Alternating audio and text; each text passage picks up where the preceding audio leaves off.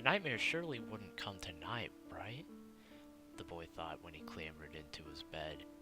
He slid under the woolly sheets, but realizing that it was a July night, so too hot to have the thick comforters on his body, instead he just laid there on top of the sheets and stared up at the dark blue ceiling with the window casting a yellow glow every so often from a passing car. The digital clock on his bedside table cast a bright red glow of 9:30 on the boy's face. Surely the nightmares wouldn't come. He glanced across from him at the pastel his mother had painted of a group of cows grazing in a field. He started to count the cows, hoping that the action of doing so would stop him from falling asleep. 1 cow, 2 cows, 3 cows. He blinked, and suddenly it was 10:30. He had slept, but he hadn't even noticed it. At first he panicked, and then, realizing that the nightmares would have already come by now, and relaxed and settled back down into bed, suddenly the clock changed to 10:30, 10:23. He drew back an alarm. Oh no.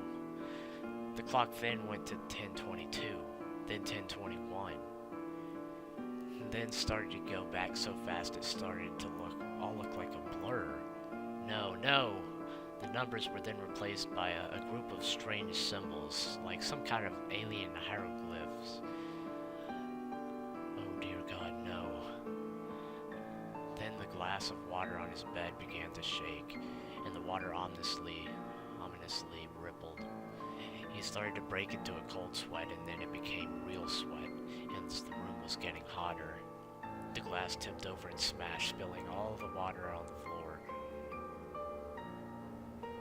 Then the puddle of water started to bubble and steam. The boy huddled underneath the sheets. Everything started to shake now, and the room became hotter and hotter until it was like an oven from hell.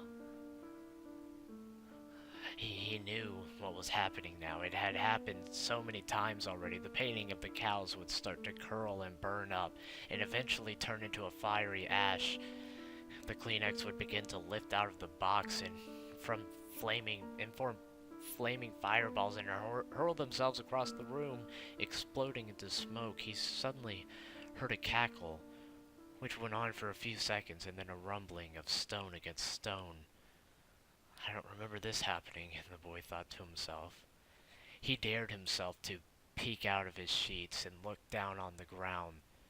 There were 5 glowing concentric circular depressions on the floor, and the rings created by the depressions were spinning, emanating the grinding sound that the boy heard. Smoke curled up from the rings like snakes curling from some fiery domain. The rings spun faster and faster as the boy began to scream, and suddenly the bed was jolted up off the ground and floated up into the air. The devilish cackle started again, and the boy could feel it rumbling in his soul, each laugh quickening his heartbeat a little more. The boy cried and huddled in his bed as his room was turned into a fiery inferno, and the walls and floor all turned ablaze, and the boy felt his own skin burning away at the very flesh. Then suddenly, everything stopped. The fire disappeared as if it was on rewind, and the poster reverse burned and reappeared. The cup jumped back up from the ground, and the water materialized from steam and slipped back into the cup. Finally, as the bed fell to the ground with a crash, the clock reset to 10:24. The room was suddenly silent and cold. Too silent. The boy carefully looked around, and the clock changed to 10:25. Were the nightmares over? Growl! A monster with glowing red eyes popped up in front of his face with a snarling maw and gleaming white teeth. The voice screamed out with all his... "This simulation has ended. To continue, please insert $1. The boy lifted the goggles from his face. Man, I love these simulations, he said to himself. He lifted the covers from the mock bed used for these simulations and walked out of the shiny metallic booth. which had a glowing neon sign labeled Fear. He passed by similar booths, a woman simulating a secret party for herself in the surprise booth, a man walking in the rain after his girlfriend dumped him in sadness, and an old woman simulating sitting on a park bench in happiness.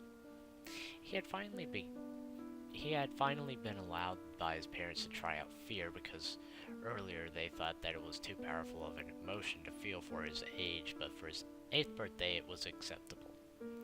He finally came to a door which he opened into a dark hallway.